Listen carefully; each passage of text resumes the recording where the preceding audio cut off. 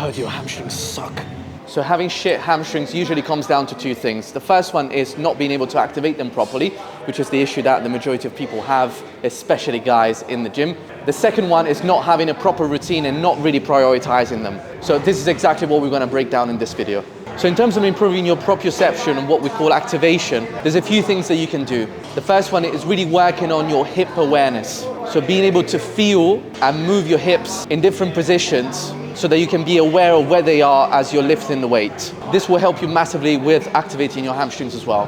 There's a very simple exercise that you can do to help you with that, and it's standing sideways to the mirror, grabbing your hips and tilting your pelvis back and forth. Try to really exaggerate each position.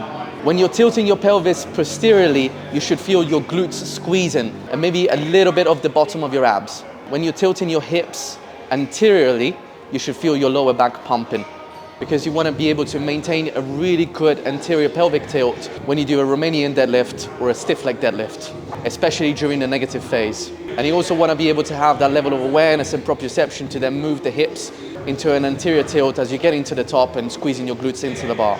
On the contrary, similar for the leg curl, especially the lying leg curls, is when the hamstring is at a shorter state and your hips are extended, you want to be able to maintain a really good posterior pelvic tilt as you're curling the weight up without having your bum sticking out and your hips shooting up.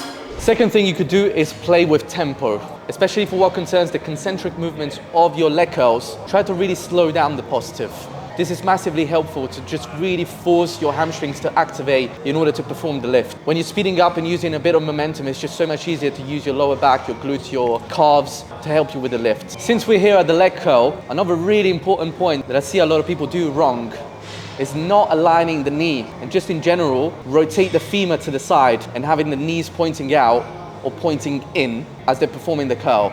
It's just really important that you keep your femur in line with the knees pointing directly down or up, depending on whether you're using a seated curl or a lying leg curl, so that you can keep the hamstring pulling directly against the line of resistance. Another really cool thing that you could implement, and it's just very, very simple, is just performing more unilateral movements. And that's both with your compounds and with your isolation. Meaning that you could do single leg curls, single leg stiff leg deadlifts, and just really prioritizing the activation of the hamstrings as you're performing the exercise. And by just isolating one leg at a time, this process would just be so much easier.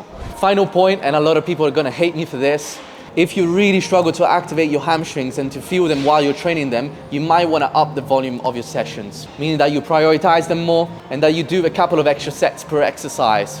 And this is not because the extra volume is necessarily purposeful from a mechanical standpoint, but it's just gonna help you practicing the movement more and just improve your proprioception all over. So what's the best hamstring routine? Definitely a good combination between curls and hinge movements. So you want to select 1 to 2 leg curl movements, ideally a seated and a standing or a lying one, and then a hip hinge movement like a stiff leg or a Romanian deadlift. With the main compound lift, you want to aim to go heavy and build your strength and your mobility for that specific exercise. What you're doing with it is lengthening your hamstrings. So it's usually a good idea to start with a leg curl and then go into your main compound movement to go heavy with. So what's best, a lying or seated leg curl? $1 million question. The truth is, you probably need to do both. The concept is actually really simple. With a seated leg curl, you're working on your hamstrings at a longer state. With the lying leg curls, you're working on your hamstrings in a shorter state. So ideally, you want to do both. You wouldn't just do some concentration curls.